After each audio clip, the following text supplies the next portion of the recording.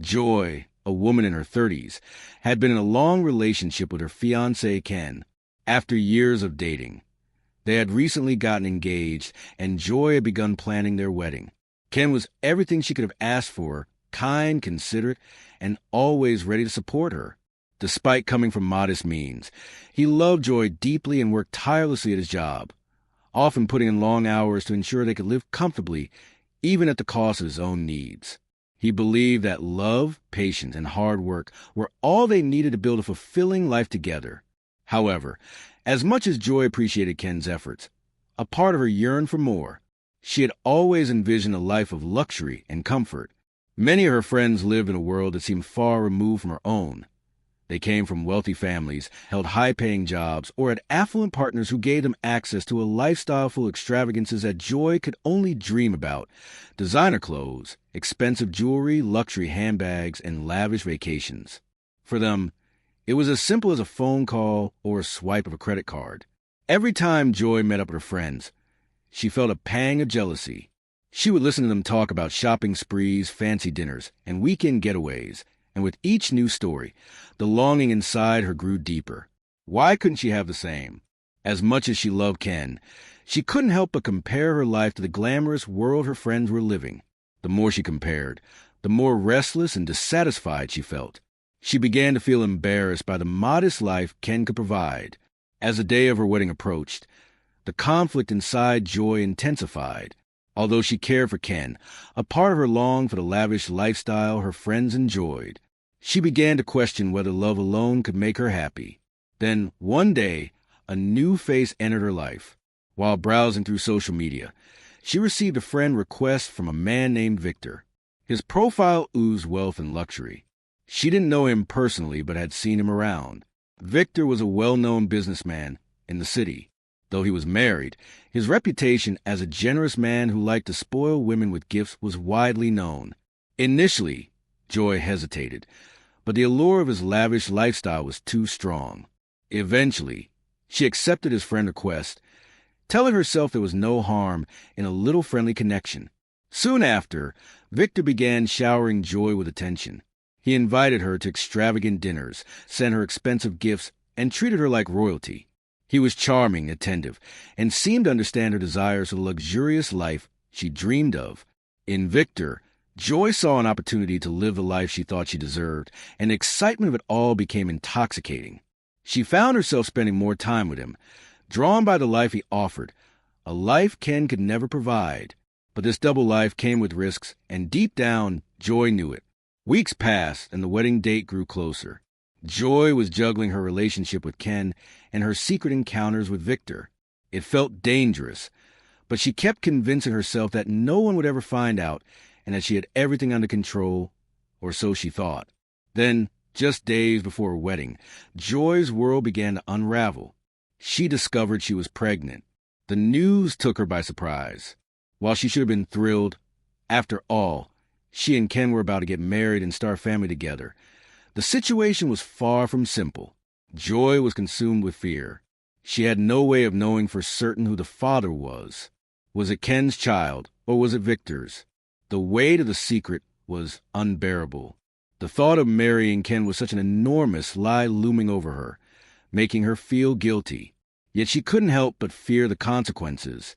If it turned out the baby was Victor's, if Ken found out about her affair, her marriage would be over and her reputation would be shattered.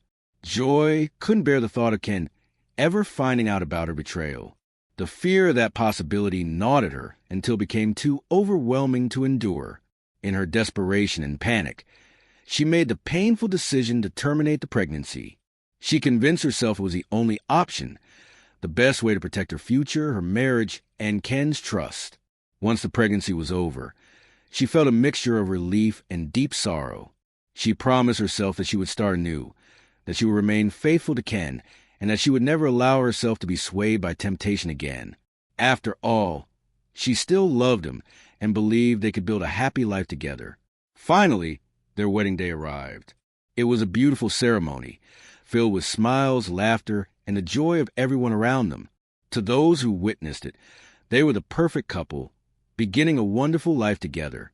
Joy tried her hardest to put the past behind her, determined to focus on her future with Ken and be the wife he deserved. Several months into their marriage, Joy and Ken began trying for a baby. But month after month, there were no signs of pregnancy. Initially, she assumed it was just taking longer than expected. She visited doctor after doctor, seeking answers, but each visit ended with more disappointing news.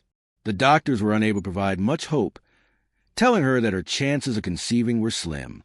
As the months went by, Joy's anxiety grew, and the weight of her secret became unbearable.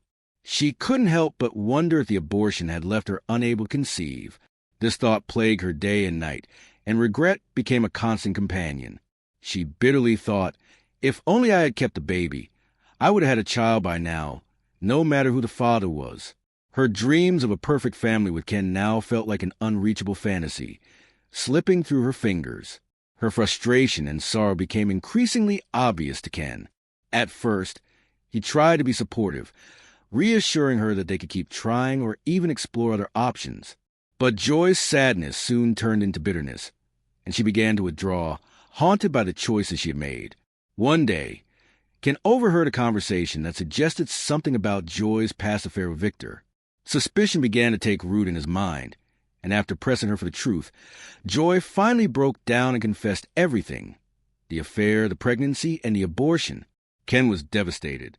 He had loved her with all his heart, made countless sacrifices for her, and now she had betrayed him.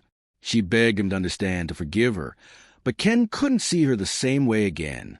He tried, but every time he looked at her, the lies, the betrayal, and the lost future stood between them. The damage was too deep. The deception, the lost child. It was all too much for him to bear. The revelation shattered something between them that could never be repaired. Heartbroken and unable to forgive her betrayal, Ken made the painful decision to leave. He couldn't stay with someone who had hurt him so profoundly. Their marriage ended, and Joy was left with nothing but regret. She realized too late that her desire for more had cost her everything she had truly valued. Now, she lived alone, carrying the weight of her decisions. The luxury she had longed for, the envy she had felt, it all seemed meaningless now. She had lost Ken, the one man who had ever truly loved her. Her choices had led her down a path of isolation and regret, and a future without Ken, and perhaps without the children she had once dreamed of having, seemed inevitable.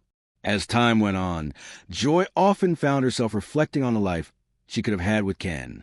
She imagined the children they might have raised together, the quiet moments of happiness they could have shared. She had given all of that up for a fleeting moment of glamour, a choice that had cost her everything. In the end, now looking around at her empty, hollow life, she knew there was only one person to blame: herself. In pursuing a dream that was never truly hers, she had lost the love, the trust, and the family she could have had.